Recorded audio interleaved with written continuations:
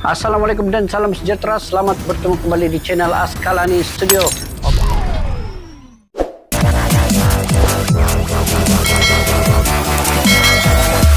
Oke guys, insyaAllah pada hari ini kita ketemu lagi dan saya mendoakan kepada semua kalian di luar sana supaya sentiasa diberikan kesehatan yang baik, sentiasa diberikan rezeki dan juga diberikan sukses dalam apa juga bidang yang kalian usahakan. Oke, insyaAllah guys, pada hari ini aktiviti saya hari ini ialah bakar ikan guys. Itu antara saya membakar ikan nanti selepas ini, dan di samping itu kita bercerita ataupun berbicara terkait dengan timnas Indonesia ya. Di samping menunggu ikan yang masak dibakar, ini yang kita ketahui bahwa Sinteyong ya telah mengumumkan senarai 23 pemain, dan di sini saya ingin sedikit membuat ulasan terkait dengan pengumuman yang telah dibuat oleh Sinteyong, yaitu dari segi penjaga gol ya ada 3, yaitu Nadio Argawinata, Muhammad Riyandi dan juga Syahrul Trisna. Itu antara 3 penjaga gol yang terpilih, dan juga pastinya sudah pasti Nadio Argawinata pasti akan menjadi first 11 ataupun kesebelasan utama dalam timnas Indonesia di Piala AFF yang akan bermula pada 23. Indonesia akan menentang Kamboja guys. Dan dia di bagian pertahanan ataupun bagian lini belakang ini senarai yang telah diumumkan yaitu Asnawi Mangku Alam, Jordi Amat, Fakhrudin, Rizky Ridho, Pratama Arhan, Ansamu Yama dan juga Edo Ferbiansyah. Ini antara senarai pemain yang mendapat perhatian Sinteyong. Semua pemain ini cukup berpengalaman guys, terutamanya Asnawi Mangku Alam, Jordi Amat, Fakhrudin ini daripada 2012 masih kekal bersama timnas Indonesia, cukup lama pemain berpengalaman ini.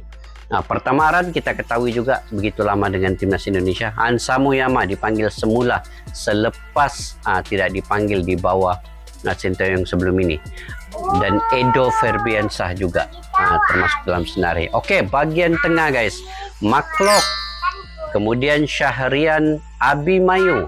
Ini pemain yang pandai berbahasa Spanyol, berbahasa Inggris. Marcelino Ferdinand, Rahmat Irianto, Ricky Kambuaya, Yaakob Sauri, Witan Sulaiman, Egy Maulana Fikri dan juga Sadil Ramdhani. Ini yang akan menentukan bagian tengah ini akan berfungsi dengan baik. Saya suka dengan pemain gabungan yaitu Maklok, Marcelino Ferdinand, Egy Maulana, Sadil. Itu pasti akan memberi satu dampak yang besar kepada timnas Indonesia pada kali ini guys. Dan bagian penyerang, ini sudah semestinya pencetak gol terbanyak di Liga Indonesia yaitu Ilija Spasojevic selepas ketiadaan Dimas Darajat yang masih dalam kecederaan. Dan kemudian Muhammad Rafli, Dendi Sulistawan dan juga Ramadan Sananta yang akan memikul tanggung jawab di bagian penyerang. Tetapi apapun guys, Sinteyong ya telah memberi pendedahan kepada semua pemain ini termasuk pertahanan, tengah dan penyerang ini supaya mereka sentiasa bersiap sedia dan boleh mencetak gol ketika mana dalam permainan di lapangan itu. Bukan saja untuk penyerang ini, untuk pencetak gol, tetapi sebenarnya semua pemain berperanan tengah dan juga belakang ini untuk cetakan gol. Kalau di bagian lini belakang guys, ini sumbangan untuk cetakan gol itu adalah melalui sepakan sudut ataupun sepakan bebas. Itu fungsi lini belakang ini akan maju ke depan sebenarnya yang diterapkan oleh Sinteyong melalui sistem bola mati. Dan pastinya perlawanan pertama itu adalah perlawanan yang paling penting, yaitu menentang Kamboja nanti 23 hari bulan ini. Itu yang akan menentukan bagaimana sistem formasi strategi yang dilakukan oleh Sinteyong nanti guys. Sama-sama kita nantikan pada 23 hari bulan ini Indonesia akan ketemu dengan Kamboja. Dan Selebihnya itu akan menentang Thailand. Thailand yang paling sukar sebenarnya dalam grup E ini. Indonesia akan menentang Thailand.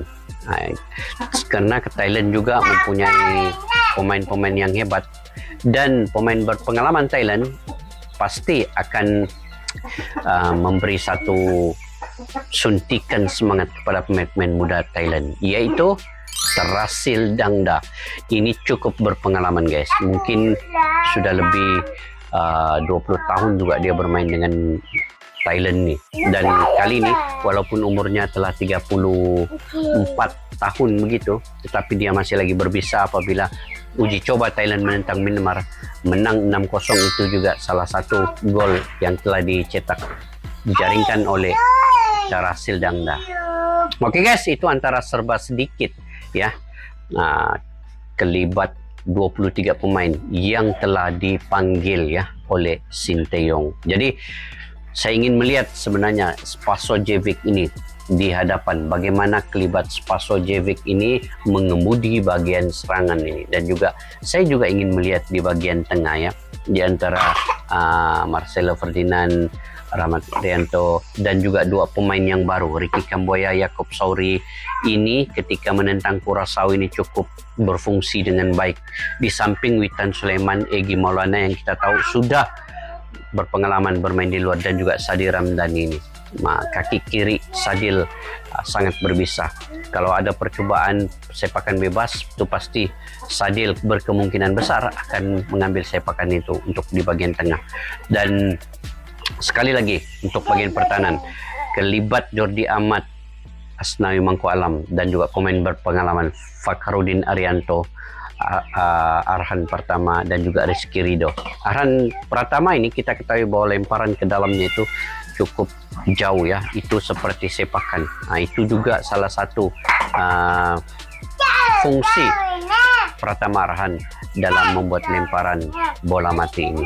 Oke guys, sampai di situ saja untuk serba sedikit 23 pemain yang telah diumumkan oleh Sinteyong. Dan formasi, selalunya formasi itu akan digunakan 3-4-3 ataupun 4-3-3. Itu kita nantikan. Setiap formasi itu melihat kepada siapa lawannya. Sinteyong selalu menggunakan sistem gitu. Siapa lawan, ini formasi digunakan. Lawan B, ini formasi digunakan.